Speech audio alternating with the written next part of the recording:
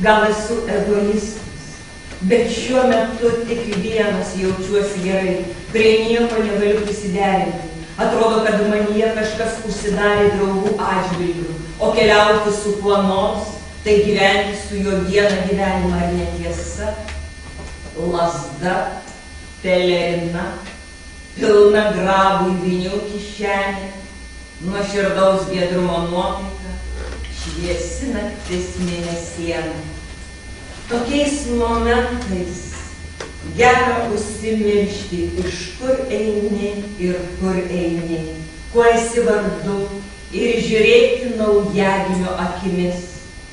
O kai baigi žiūrėti ir žmogus grįžti į save, tai ir pasidaro taip gaila, kad jau tiek laiko gyvenai ir tiek esi prigyvenęs ir liūdna, ir žmogus pasijunta pats savimi didžiai nusivylęs.